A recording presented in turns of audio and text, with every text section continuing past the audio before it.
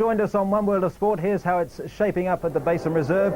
It's a pleasant autumn day in the capital. Happily, the southerly that brought the first blast of winter a couple of days back has died away. We're looking forward to a full day's play. Look at this crowd. It's a marvellous ground for cricket. The ground staff have had to battle the elements to get the Basin Reserve ready, and it is. And it's a sellout. Wellington fans turning out in force, as they have all over the country. In Dunedin, we saw a great crowd. In Christchurch too. And news through this morning that Eden Park in Auckland, the one day there, is a sellout as well. So the fans pouring in here at Wellington, and it's hard to think of a better ground for cricket in the country than the Basin Reserve when it's packed like this. An enthusiastic crowd. It's great to be back for the one-day series. Clearing away. The temperature at the moment about 13 degrees, heading for a maximum of 18. The northerly wind at the moment is just 5 to 10, increasing throughout the day. Barometer is steady and the outlook fine. Thank you, Grant. Well, as expected, another great day in the capital. And out here in the middle, the pitch, Ian, looks pretty flat and even throughout. I think it looks a typical Basin Reserve pitch. It's very brown in colour. There's hardly any green grass on it at all, John. And I think it looks like a good batting surface all round. Yeah. Now, in the past, pitches like this at the Basin have tended to slow a little as the day's gone on. Do you think this might behave the same way? I think it definitely will get slower as the game progresses. I think it's the kind of pitch that will suit the New Zealand attack as well. The Harrises, the Larsens, the Watsons, the Pringles, the guys with the change of pace that get the ball through a little bit slower, if anything, tend to be the most effective. So for me, a bat first wicket, get a good total and defend it with everything you've got. So what sort of score, if you're batting first, would you be aiming for? Obviously, the more the better, but what's realistic? Well, I think you'd be looking for 230 plus. 240 would be great, but 230 I'd be happy with that, and then come out here very aggressive. Right, well, looks like a good flat, even surface for the contest today, and let's hope we get a good finish like we did in Christchurch in slightly warmer conditions, though. And a win today, and they'll take out the series. So let's go live to the action now at Basin Reserve. There's Alan Border. Remember, Martin Crowe winning the toss, and New Zealand will bat. With me now is Sir Richard Hadley. Richard, no Cam Rutherford, Jeff Wilson in. Leaves the batting a bit thin in the middle there. Yes, I'm sure New Zealand will miss Ken. He's a player that's been in obvious form. It just means that other players have got to accept tremendous responsibility now, and they get out there and score runs. And Braybach and Latham, a big responsibility on them today to get New Zealand off to a quick start, a solid start, and to see the form of Jones and Crowe particularly, and Blaine we know is in a bit of form, and hopefully the all-rounders Harris and Wilson can produce something later in the innings. All right, Richard. What about the changes to the Australian team? Alan Border in and Shane Warne in as well? Well, certainly we can decide to have Border back for sure. Warne will be interesting. In the test match he bowled beautifully, got a lot of spin, a lot of turn, didn't get the bounce, so therefore he wasn't as dangerous as perhaps he could have been. Let's join our One Word of Sport commentators now, Peter Sharp and Bob Cunis. Thank you, Jeff, and a very good morning everybody from the Basin Reserve. Here's the first ball of the game, and that might be a wide. David Quested eventually works out which way he's going to have to signal. Good morning, Bob Cunis. Good morning, Peter Sharp. Yes, Merv's loosener. Just a little off the mark there. But So if Latham can get some form, it'll be a big start to the New Zealand cause. And it's a good start from him. He's hit with not much timing, but he's found the gap pretty well.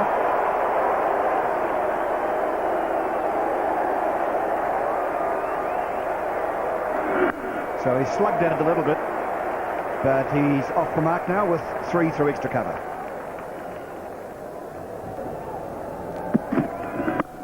It's a good shot from Braybach too. He's gone behind points. That could go all the way once it gets into the practice strip. And it does.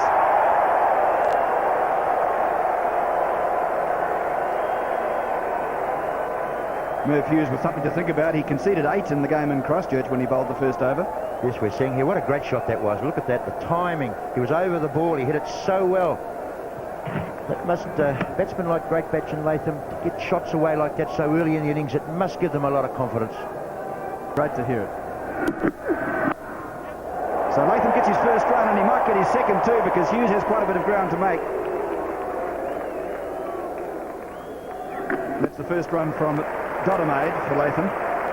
And so the two of them are 5 apiece, Latham and Braybach. And with a couple of wides, it's 12. But that's a good shot from Latham, and you can stand there and watch it, Rod Latham, because that is 4. It's also the end of the over. It's 19 for no wicket.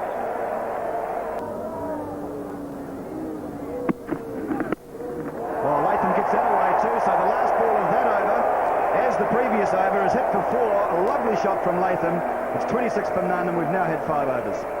Whereas we tend to have Great Batch looking to hit everything onside. There it goes. It's very high. It should be safe. No, it won't be safe. It's gone.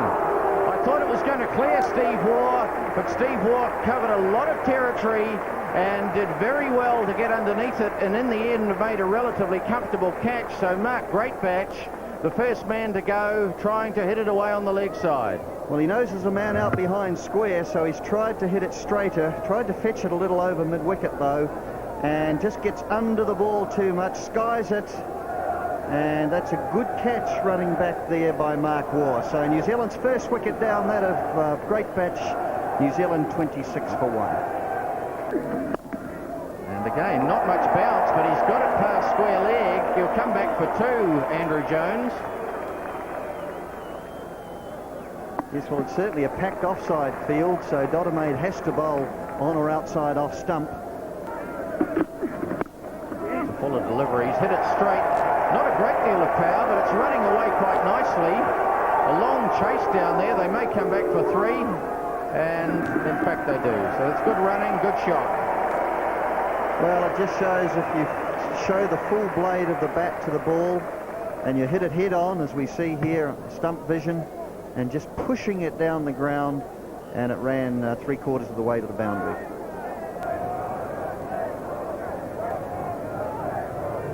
Shane Warne having a run today. It'll be very interesting to see when he comes into the attack how the New Zealand batsmen approach him.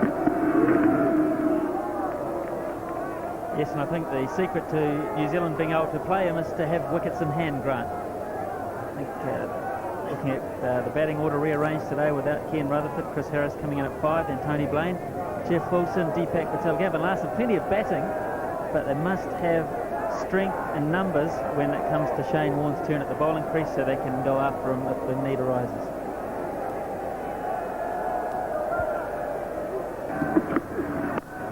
Good shot.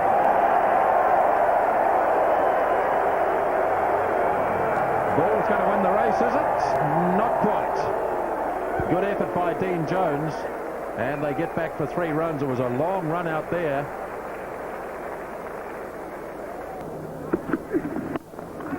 Oh, just got it away, Latham. Pulled it round and gets 4. Well, here's the side of a man who's getting a good look at the ball and seeing it pretty well, because this isn't all that short. Rod Latham's gone back onto the back foot. I think he probably would have liked it to go a wee bit squarer than that, but nevertheless he's got the middle of the bat on it, and it's raced away from the mid-on. As soon as it was past him, it was all away.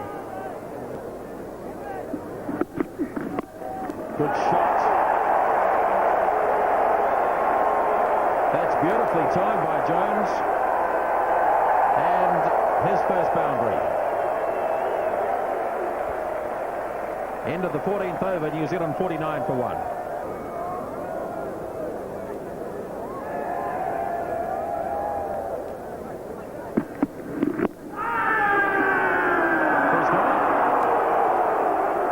Latham is given, even though rifle didn't really appeal all that strongly, he joined in a little later.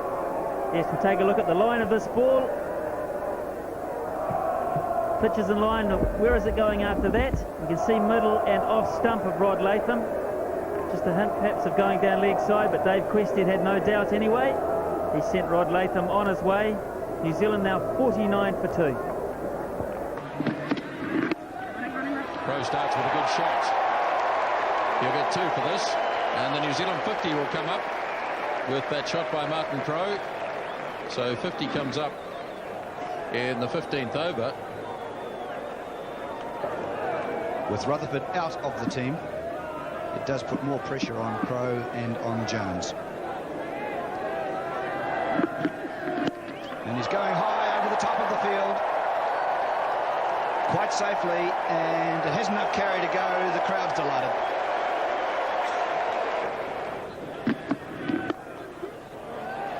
So they've got past border, and that gives a chance for a couple as David Boone scrambles round from square leg.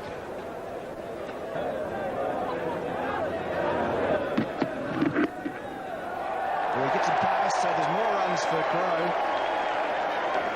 Jones is going to look for 3, but would have been a little bit hopeful. 63 now for 2.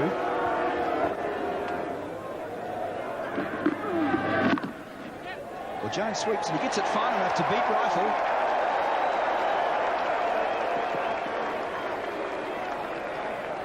Good running, 3 runs. The New Zealand batsmen are obviously going to get after Warne. And he's certainly bowled some loose stuff already to a defensive field. And so this change in attitude has certainly changed his bowling. Oh, looking to sweep. Gets it fine. It's running away. Won't go all the way to the boundary as Rifle catches up with it. But a very comfortable 2 to Andrew Jones. Rifle. In the air. Could be out. Oh, he's dropped. Diving away to his right. Steve Waugh was unable to hang on. They get 2 in the meantime, but living dangerously, Andrew Jones. Yes, Andrew Jones here showing some frustration, and the ball was closer to him. He felt safe in chipping it over the top. See how it didn't bounce a lot again? Got it low on the bat.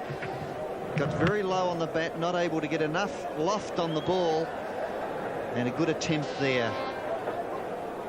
A good bowling from Rifle, and here's the worm, the progress. Bit of a staggered course this morning. A good start, and Great Batch went. Things levelled off for a while, and then Latham went. But these 2 establishing perhaps a good platform. A bit more work to do yet, though.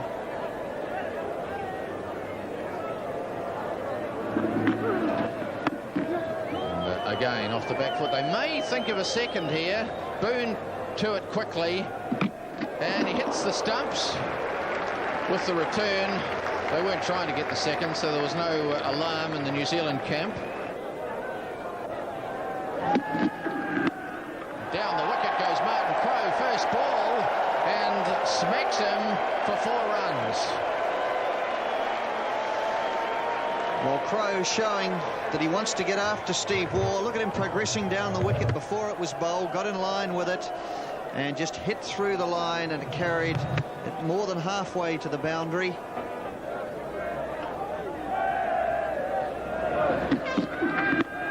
Crowe down the wicket, oh, just clear a border at mid-wicket. He's going to pick up 2, certainly 2. He may come back for 3. In fact, he will. Rifle a long chase round from long on. So a little dangerous, perhaps. End of the over, 94 for 2.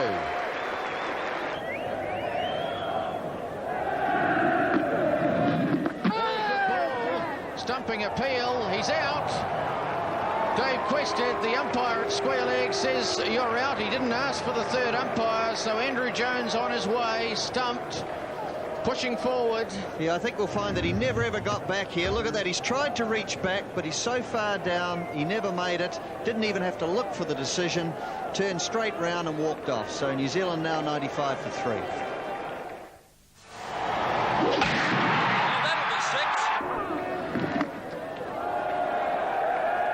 Let's go back to the previous delivery. Yes, and this turned quite appreciably past the outside edge of Andrew Jones's bat, and trying to get back, but as you see, the foot never back behind the line. Good looking shot. That'll do the confidence the world of good. He's been out of form already, Chris Harris, but we know his capabilities, especially in the one-day game. Very good batsman.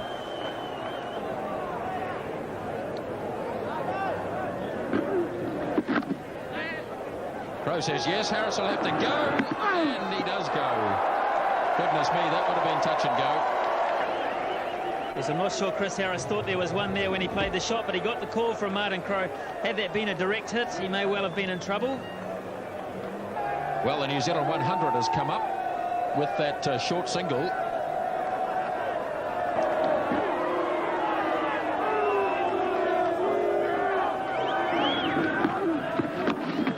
Sweeps fine, that'll be 4 runs.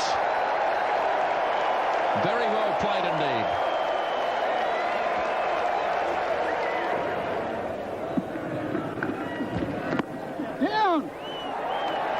Harris has 1, Two very quick runners between the wickets, and pressure on the Australian field, and they couldn't quite respond.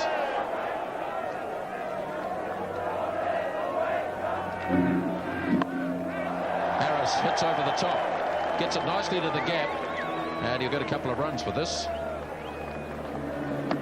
Yes, well, it's obvious someone has said to Chris Harris, get out there and play your shots. Steve Waugh is going to continue for Australia.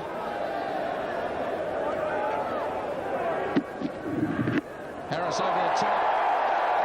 Lovely shot. 2 bounces, 3 bounces, 4 runs. And he's about to face the Australian captain, Alan Border.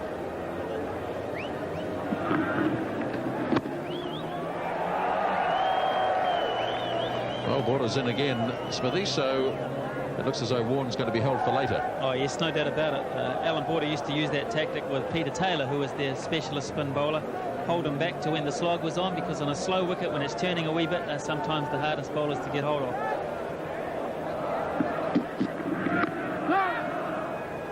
It's important, Peter, that New Zealand keep the scoreboard ticking over like this.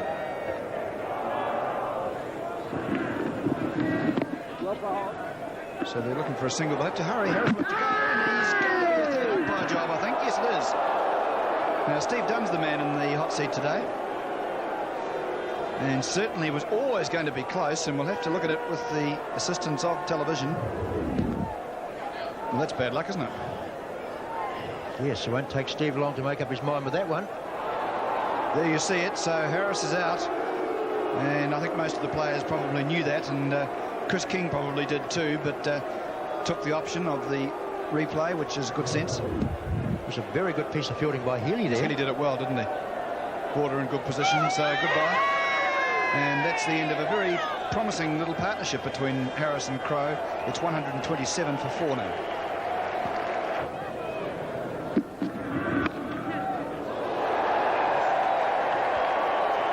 Blaine gets his first runs, and a bit streaky, but he made it well.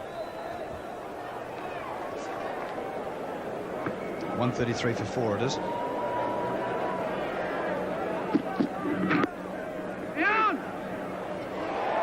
Well, they had a second look at that and then decided that there was one.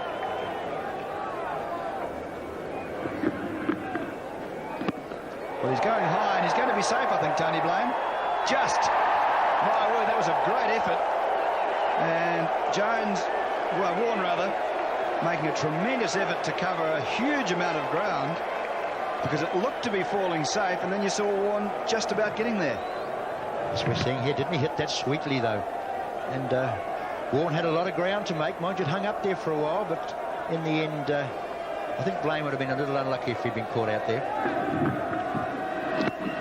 Well, he's timed it a bit better this time, in the sense that he hasn't hit it so far down there to give the fielder a chance.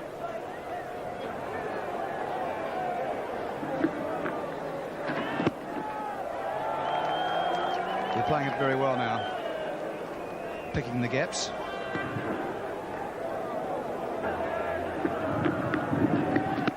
It's in the air, and he's caught it. So Blaine goes, and Border's effort in coming in to bowl on a slow pitch with his slow left armers has paid a reward already. As we're seeing here, that Border bowling very wide of the crease. Just drifted. Blaine didn't quite get to that, and it was a very simple catch really in the end, and I think Border will have another over, Peter.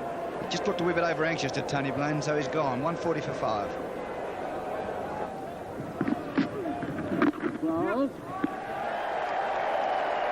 It's Jeff Wilson's first run in international cricket. And Tony Blaine just looked a little bit over anxious. The last ball of the previous over bowled by Border.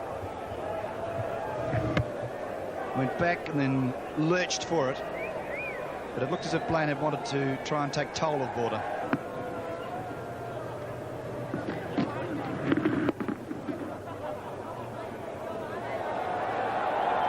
And there's a run, a missed field. Something we don't see very often from the Australians. It was sloppy fielding. Wilson hit it well. There might be 2 here.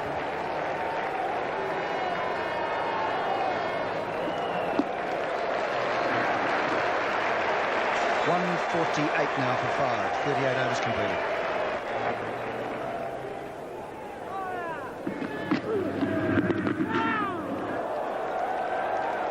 There's plenty of turn there, as we can see. That may, in fact, have been a drop chance. Certainly there was an anguished half cry and a bit of mix-up with the running, but everybody's back safely. Martin Crowe sweeping. He'll certainly pick up one here. Big move Hughes, and there's 50 for Martin Crowe. Getting a big round of applause. The embankment particularly. They've been very vocal today, thoroughly enjoying it. And 50 runs to Martin Crowe. Jeff Wilson not out 11. He's on strike. And he's gone for the big hit. And it just dropped short. He didn't hit it at all well, and that may have been in his favour in the end.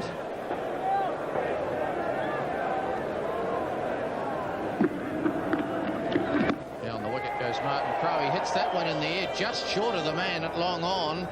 That was a little bit lucky in the end. He was trying to get it wider. New Zealand not rattling the score along. Oh, reverse sweep. He's hit it all right. He should pick up two, Crowe. Well, that shows real frustration from Martin Crowe. He's tried to come down the pitch and hit him over extra cover and not been able to do so. So on this occasion, look, the reverse lap.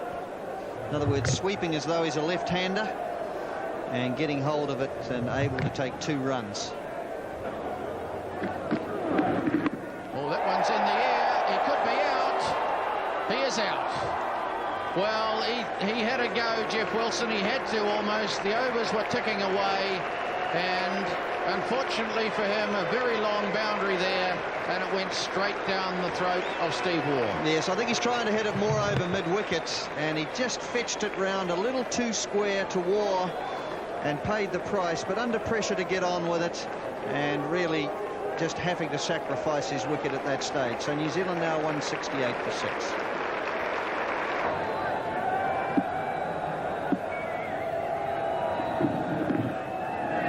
First ball to Patel, and he picks up a single to get off the mark. Yes, well, he's got 7 overs to play an innings. There's not much time to play yourself in, is there? And let's just watch that wicket again. And Wilson trying to hit it over mid-wicket, instead fetching it squarer, and a good catch. It's going to be quite tight, but Deepak Patel was through, and he looks to be hobbling too, Glenn. Yes, I noticed that myself. A couple of old crocs out there. And that's a fine nick. It may run away. No, third man will pick it up coming around. So 2 more runs to the total. Deepak Patel is caught. Walks back and hits it straight out to Mark Waugh. And New Zealand lose Patel, so their 7th wicket goes at 178 in the 46th. Yes, this is a bit of a soft dismissal. Alan Border will be thinking this is a real bonus wicket. He's dropped that short. Just set up a wee bit. Deepak Patel's laid back and hasn't picked the gap at all well. Straight to Mark Waugh. New Zealand now 178 for 7. New Zealand's current run rate 3.91. He's batted well in both previous games.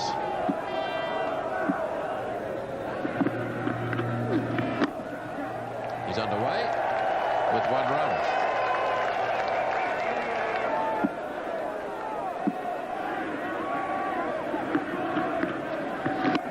Crowe goes over the top. He's collected this. That's a big hit. 6 runs. Magnificent. Well, you won't see this shot played any better than this. It's not an easy shot to play. The lofted off drive for 6. He's given himself room, gone inside the ball, and hit it with tremendous power straight over the mid-off boundary for 6. Top shot. Crowe swings again and gets 4. Well, not quite the same result in terms of runs, but that shot played just as well, because he's actually given himself more room and had to hit it even squarer, which is not easy. But he's timed it beautifully. Eye on the ball, focus, smash.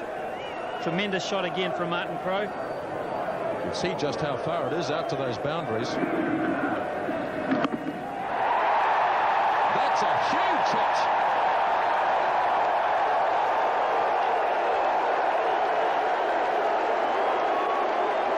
Well, Alan Border had a little little chat with Mark Taylor and Ian Healy before this over started. Maybe he said, should I bowl it? They obviously said, yes, you should. And he's copped a fair thrashing. This is a great shot from Crowe. Fabulous.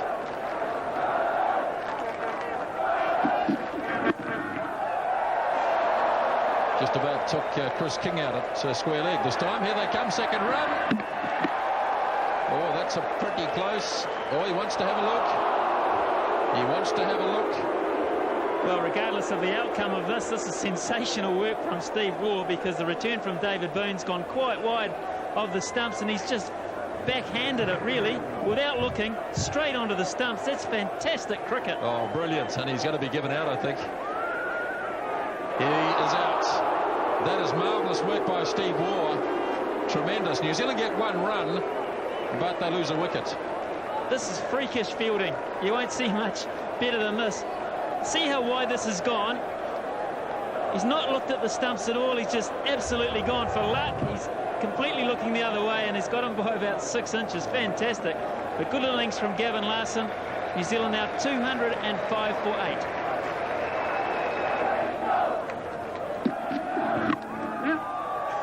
Pringle gets a single. It's good work that from Chris Pringle.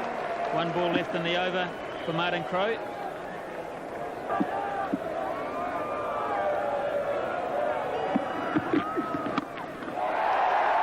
He's lobbed it over the top. He should get a couple for this. Mark Waugh going back was never really going to catch it, and they got two.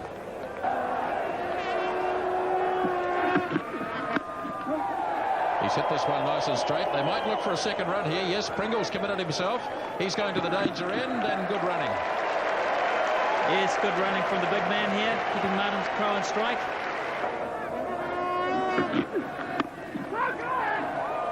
He wants another two here. I think they'll do it anyway, will they? Yes, Pringle, he's a bit slow this time, and he's a mile short. So Pringle goes. They get one run for it. So they take the one, they lose the wicket, and Danny Morrison will have to come out. Yes, he's well short of his ground here. Not even really in the frame, 2 or 3 yards short. And Chris Pringle's on his way. Crowe swings. And it's taken by Jones. And so Danny Morrison gets to face the last ball of the innings. Martin Crowe is 91 not out.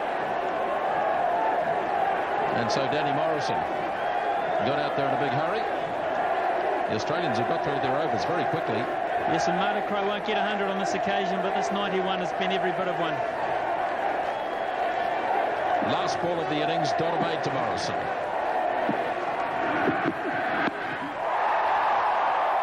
Boone coming forward. Oh, what a good catch from David Boone. And so no runs off the last ball. New Zealand are dismissed for 214 off the very last ball. Well, the quality of cricket in the last half hour or so has been fantastic. Martin Crowe, man of the moment though, 91 not out. New Zealand needed a huge effort from him today, and they got it. They finished at 214. Question is, will it be enough? Martin Crowe walks off the base reserve to the standing ovation he deserves. Fantastic. So Crowe's innings of 91 dominating the New Zealand innings of 214. They'd look to improve overall, and there are signs that that's happening. Latham 21, Jones.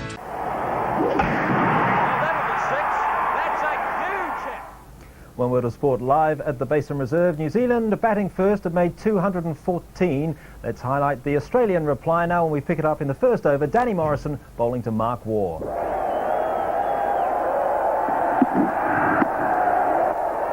So this is a very big innings for New Zealand if they can contain the Australians to less than 214. The series score is 2-1.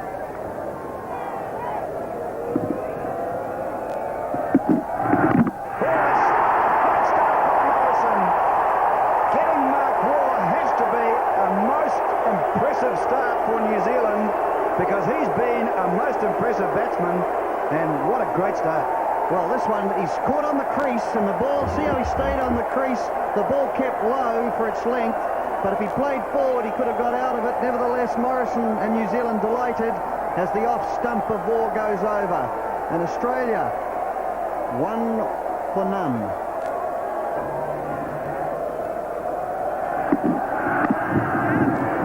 Well, Jones will run like the wind, which puts the pressure on the fielder down there, and it's too much for him. So Pringle just not able to haul it in, and Jones starts with a boundary. So it's 5. Well, it's a great shot from Jones. Too short, too wide from Morrison. And the second boundary in the over, and that was a convincing one. So Taylor does get off the mark, and he does it well by taking a couple of runs from Pringle.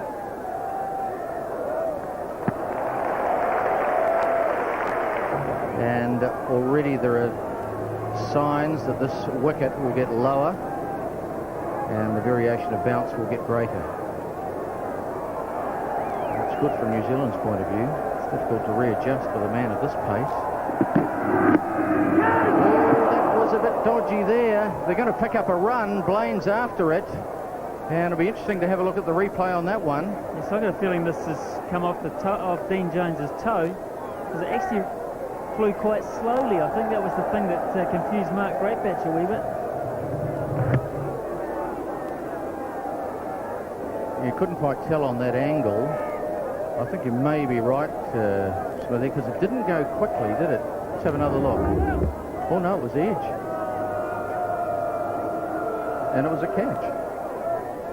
So, it has to go down as a miss, no question about it. Hit the edge of the bat, flew to Greatbatch's left hand. That's a good ball up in the block hole, but he's done well to dig it out.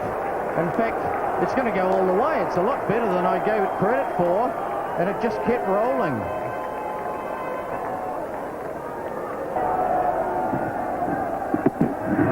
That's shorter, cut away, good-looking shot, Dean Jones, and that's 4. Just straying a little, Danny Morrison, and Dean Jones quickly onto it.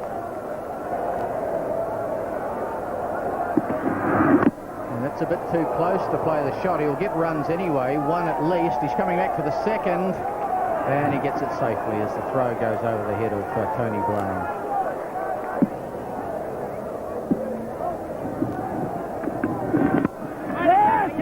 And he's got it through the infield here. Chris Harris after it. Yes, and the run rate just creeping up a little bit, which will be of some concern for New Zealanders. 215 is not a huge total, so they really do need early wickets. They got one, they got Mark Waugh, but they need more.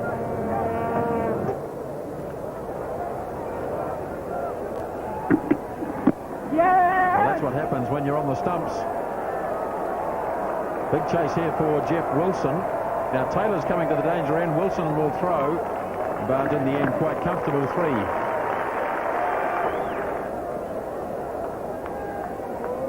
He hasn't managed to wicket so far in his international matches here, one days. He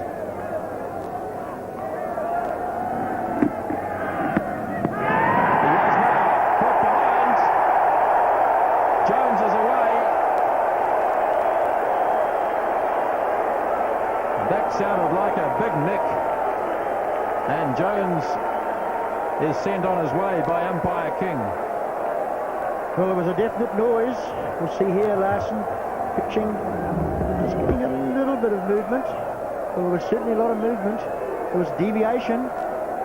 All the ingredients really for a dismissal. 42 for 2. Martin Crowe still struggling a bit in the field. Let's have a look at the dismissal of Jones.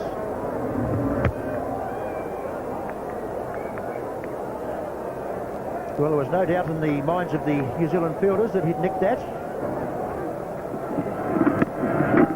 Well, that's a lovely shot from Taylor. He was a bit wide on that occasion, and Taylor didn't waste the opportunity to smack it away for 4.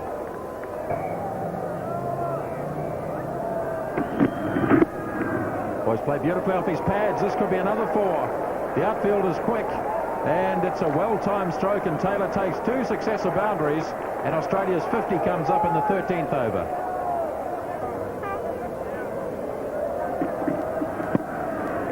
This time Boone goes. He'll have to hurry. And so did Taylor have to hurry. It was very tight. And so Larsen completes the over, concedes a run. It's 51 for 2.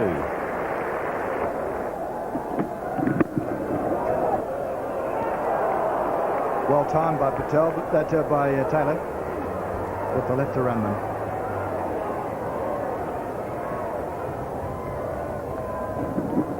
So Wilson for 16 from his 3.5 overs.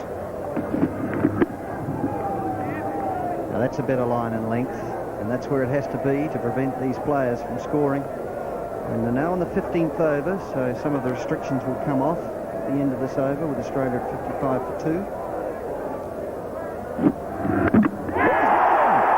Wilson's got Boone. That's great success for Jeff Wilson. Yes, I think we're going to see more of this with the Australians. The bounce isn't as high, and this wicket is not as quick as they've had in the series to date, and certainly not as much as at home. And a big, thick inside edge on this one, I think you'll find, to Boone. Outside off stump, yes, miles outside off stump. But going for the flourishy drive, inside edge onto the stumps, and Wilson jubilant. So Australia now 55 for 3.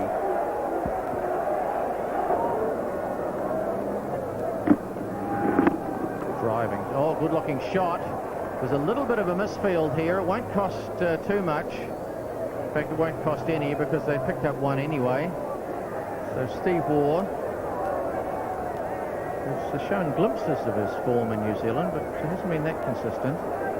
There's the comparison. So back with Gavin Larsen bowling from the southern end of the basin. A bit of a hold up here. I think Martin Crowe is wanting to make 1 or 2 alterations here. And he's moving Andrew Jones a little squarer. There he is there. And we've got 3 down on the offside. And he's immediately beaten out there. There's no one in the deep, so it's a long chase. It'll be touch and go whether it's 4. Oh, goodness me. Harris thumped into the fence there. And between them, they get it back. Oh, that's picked up and hit over the infield. It's not going to go all the way to the boundary. But they'll come back for a very comfortable 3. So Steve Warne deciding to go over the top of that protective ring.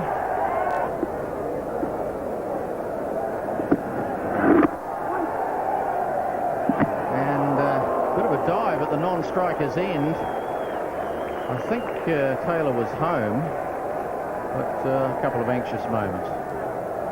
Yes, Mark Greatbatch keen on the dive pass. Mark Taylor quite safely back. So War on 9. Oh, he's bowling! That went along the ground. It never bounced at all. And goodness me, that's gone under the bat of Steve War, and he's out. Well, I have to pay you credit here, John Morrison. You said this pitch might play a little bit lower later in the day. Well, it's not quite that late in the day, but this has really gone under the bat, hasn't it? It's a gazunder, isn't it? That's underground stuff. Goes under the bat and up next to the stumps. Steve Warne's on his way, bowled 71 for 4, Australia. The border on strike, hasn't got a run yet. And he digs that one out. There's a big roar from the crowd, but he hit it into the ground. Yes, here's the wicket of Steve Warne again. We can just look for bounce or lack of. Follow Taney Blaine as he falls back with the... That was incredible, wasn't it?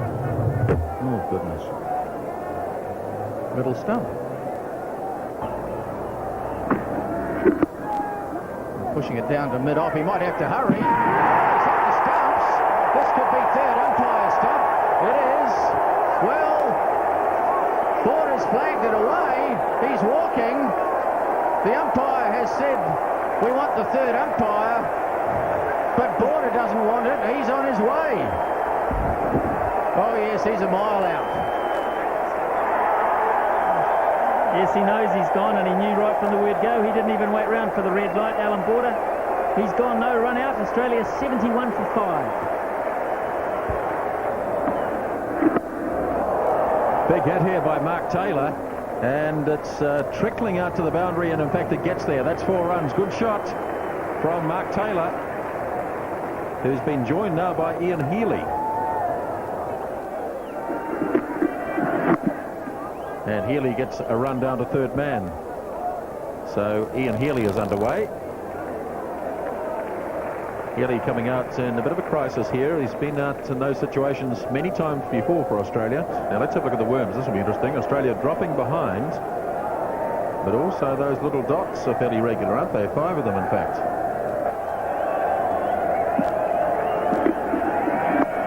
Left-hand caught. Jeff Wilson, brilliant catch. Away goes another one. Ian Healy this time. Super catch. We're seeing here Healy trying to hit it over the inner field, over that square leg. The man on one. Very good catch. And once again it adds to the worries of the Australians. They're into their tail now. And New Zealand have clawed their way back into this game. 77 for 6. That required run rate for Australia is significant, but the wickets in hand is even more significant. Just the 4 of them. And it's been the slower bowlers, Harris and Larsen. Taylor whips it away out to Larsen, who's proving something of a hero out there in front of the eastern embankment. And so is Jeff Wilson after that wonderful catch in the last over from Larsen. Yes, we're seeing here, as we said, Healy trying to hit it over the inner ring. Covered a lot of ground, young Wilson. Came up with it. These young fielders today, very athletic. Just have a look at this. Way to his right. Took it in 2 hands too. That's the sign of a good player. So many players today would have just stuck out one, but he took it in both hands. Taylor gets it away down to long off. Didn't get much power in the shot. And in fact, it's gone all the way. Well, didn't appear to time that very well, but there's no one home down there. And he's picked the gaps. Well, that's a bit of a gift, and a big chase for Larsen. Can't make it. 4 more.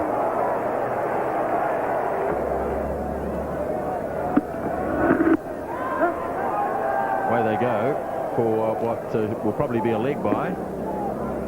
In fact, he got a nick on that. So Hughes is underway. 91 for 6 at the end of 27. The Australians getting up to a required rate now of close to 5.5. And they say that anything over 6, Bob, is tough. That's right. And Larsen's still got a couple of overs to go.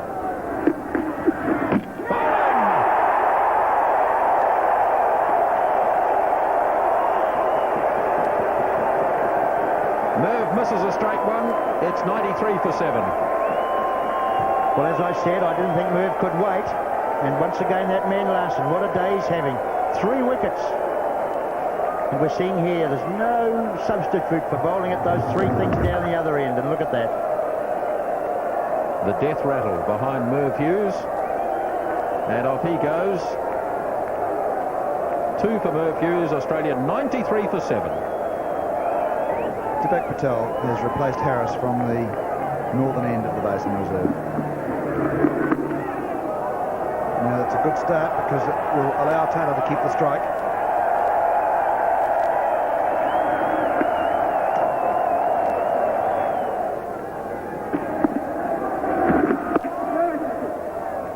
So the first runs to Tony Dodemaide, and with that over conceding 4, Patel's bowled his first. 97 for 7, 29 overs completed. Oh, it's in the air and Crowe couldn't quite get to it. So 2 runs from Dodemaide brings up the 100 for Australia, but it's in the 31st over, and it's for the loss of 7 wickets, which is quite crucial.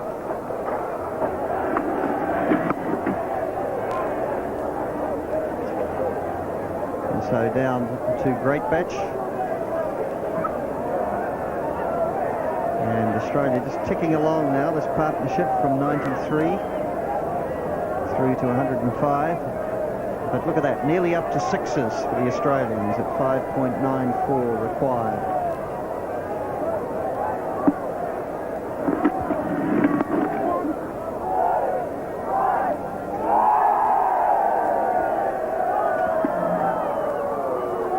So the gap between the 2 teams is widening all the time now. It's in the air and he's out. Is he? Yes, he is. A wicket to Patel. With Dodome just leaping down the pitch and lunging at the ball. Straight to great patch, no mistake. And Patel has the 8th wicket for New Zealand. Well, I'm not sure whether it was a mistake or not, whether he deliberately popped it up in the air or whether in fact it rebounded from his hands and had to catch it on second attempt. We'll watch here, not getting to the pitch of it, and it did pop up in the air, but it popped up very handily for Great Batch to be able to secure the catch. So Australia now in deeper trouble at 108 for 8. It's been a good team effort today. Guys have chipped in.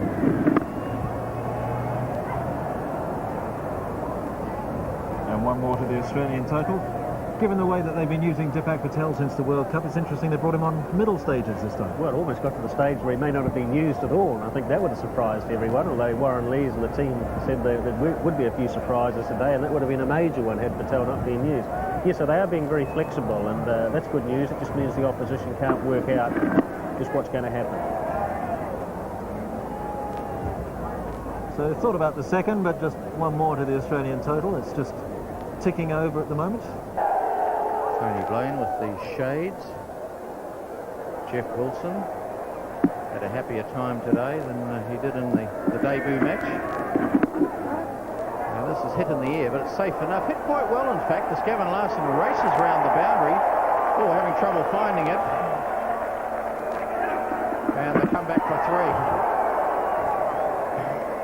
Quite a dramatic throw at the stumps by Chris Harris, but he was home.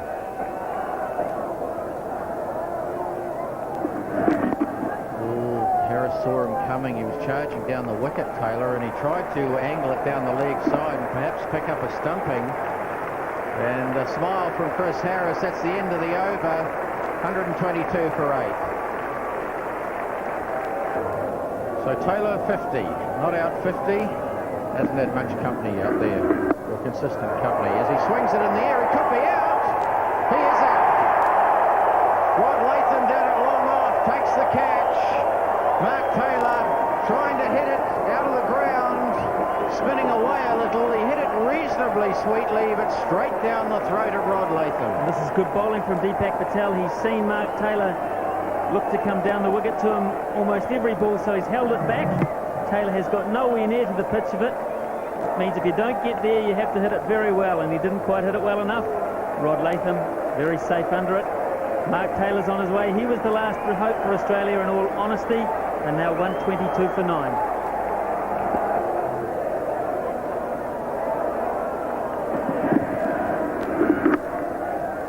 And off the back foot, picking up one down to long off. And let's go back to the wicket and have a look at it again. Yes, the one player who was able to do something for Australia with the bat was Mark Taylor. But deceived in terms of flight and speed from Deepak Patel here, never quite to it, hitting it straight down the throat of Rod Latham. Very happy to hold on to that. Fairly comfortable catch. A reverse cup, as they say. And that's a flatter delivery, and Shane Warne underway with 1 run. But really the hope is lost. All hope is lost, one would imagine, for Australia. And it's been a wonderful day for the crowd here, and a very good-natured crowd.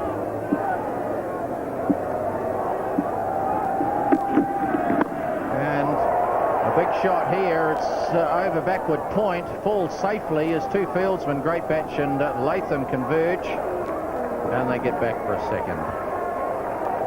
And 214, we wondered whether it was enough. It was certainly competitive, but the way things have turned out, it's been more than enough.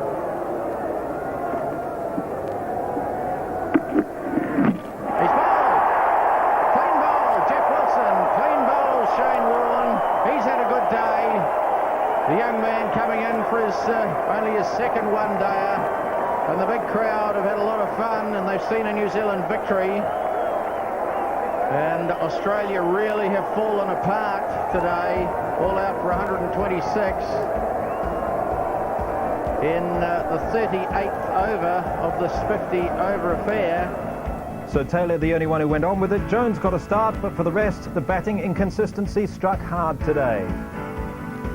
It was Gavin Larsen's day with the ball on a pitch that suited him. He bowled beautifully, and at no stage did the Australians get on top of him. So 88 runs the difference. New Zealand pulling the series back to 2-1. That's the Australian lead now. Game 4 in Hamilton on Saturday. One World of Sport will be there. After the break, we'll talk with the two captains and the leader of the UBIX MVP series.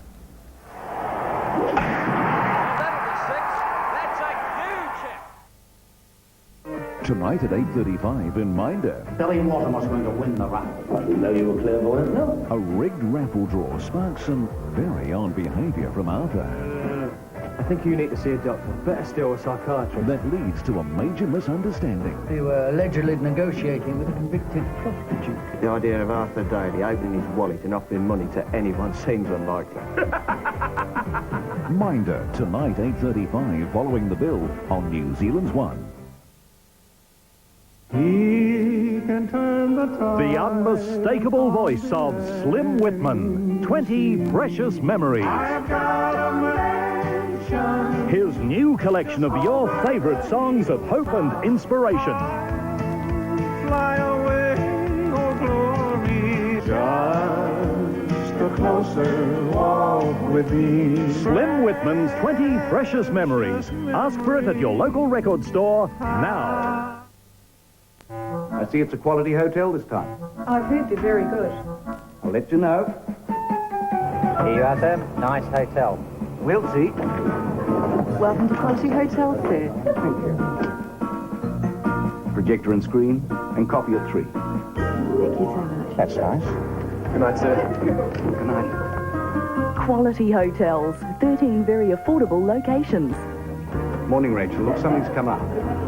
I'm staying another day. You walk into a jeans shop to buy a pair of jeans, and in the old days, they would run. They didn't want to help me. I was unfittable in a pair of jeans. Now I walk into a shop and they're there, everywhere. Can I help you, madam? What size would you like? And I said, oh, a 14, I think. And he said, oh, no, you're not a 14. And I actually walked out of that shop with a size 11. That was a thrill. Never been a size 11 in my life. You can lose all the weight you want for 20% off our regular service fee. So call Jenny Craig now.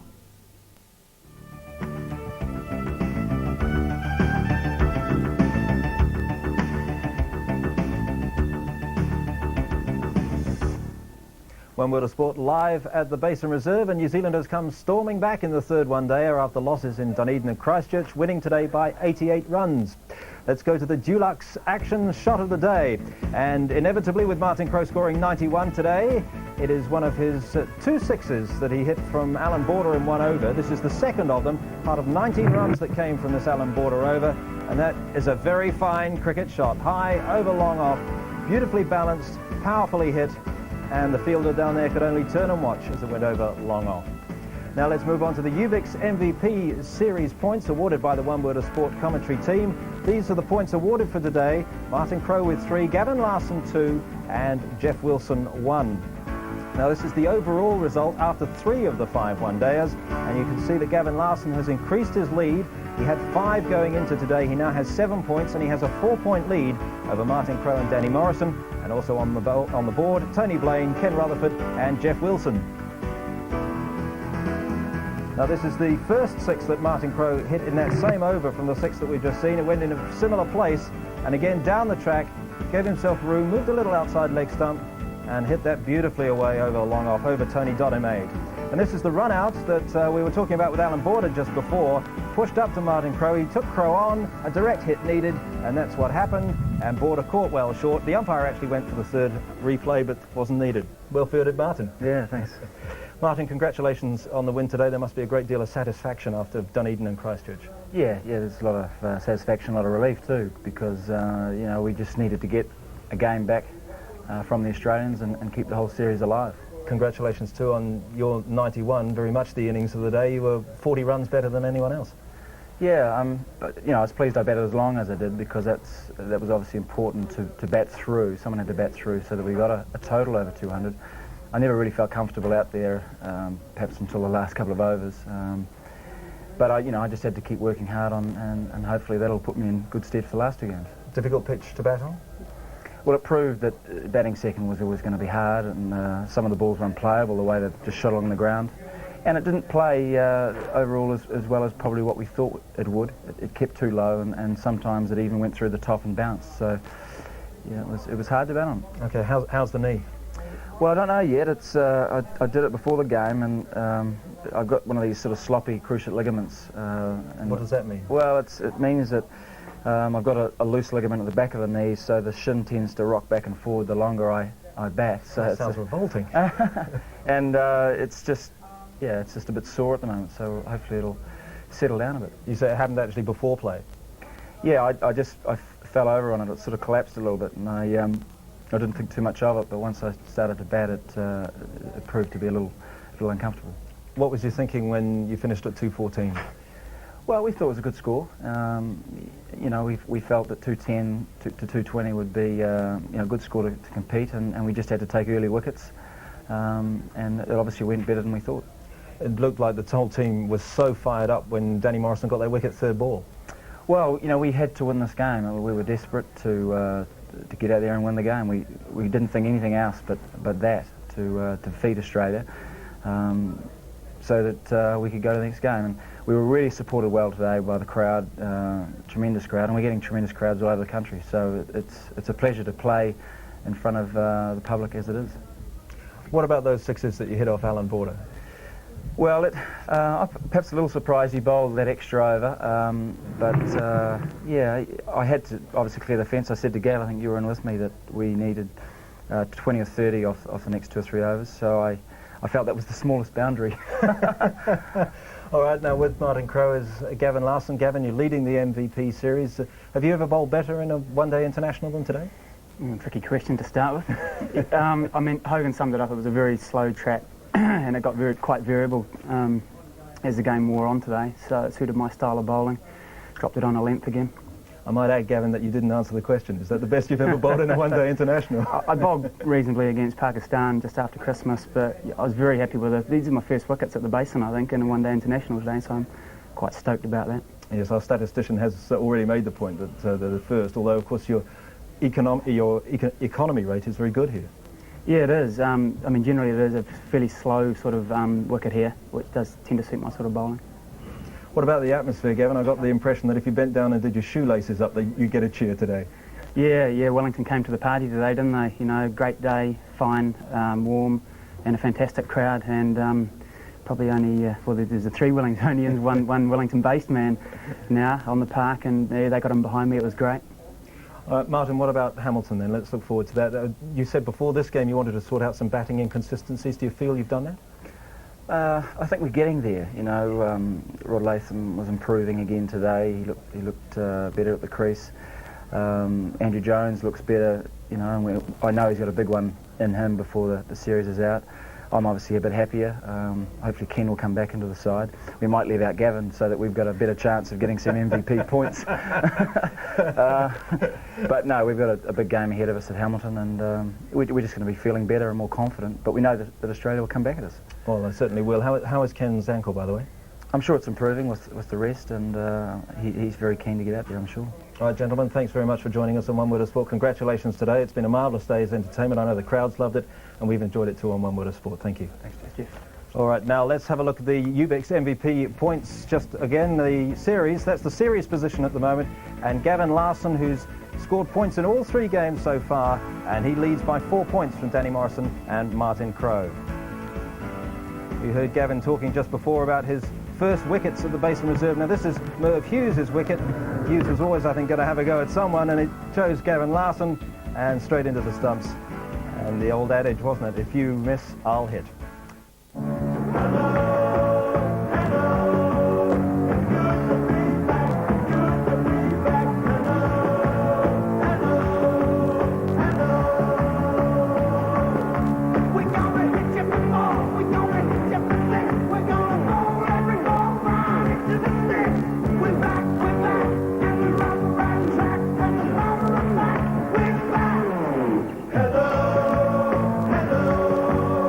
you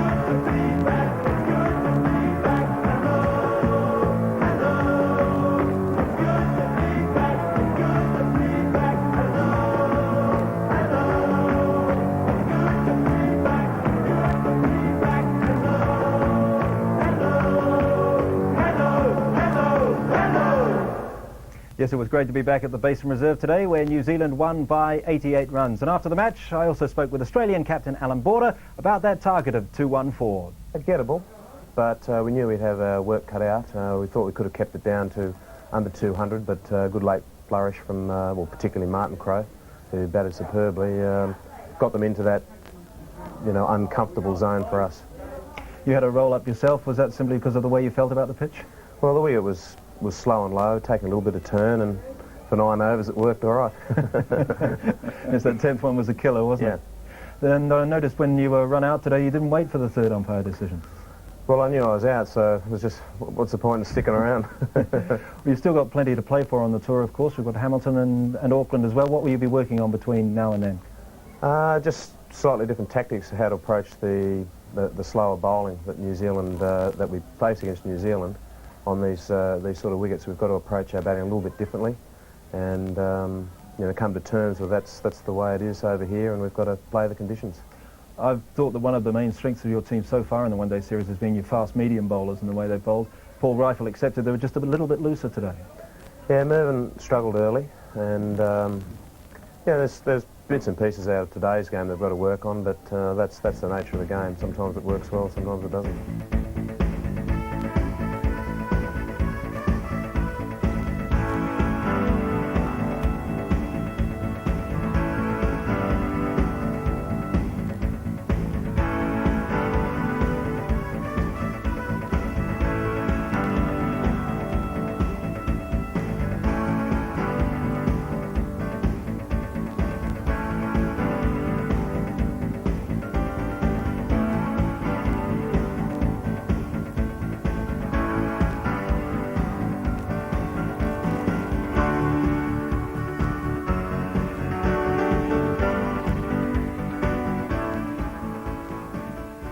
The match has seen through the eyes and pen of our cartoonist Anthony Ellison.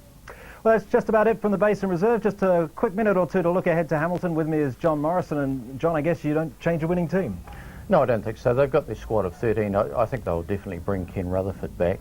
And with Jones and Latham and, of course, Martin Crowe doing well, all looking likely, and the win, they should go to Hamilton very confident, the New Zealand side. They wanted to get greater consistency in the batting. The signs of that coming? Yes, it hasn't quite happened, but the wicket wasn't easy. We thought that 214 mightn't be enough, but as it proved, it was more than enough. It wasn't an easy wicket, but as I say, the batting is looking more confident, and certainly the bowling's looking more confident. I think our slower bowlers, or dribblies they're called, are doing better. All right, John, thanks for those comments. And thank you for staying with us on One World of Sport. We featured the game of the Basin Reserve today, won by New Zealand by 88 runs. We look forward to you joining us in Hamilton on Saturday.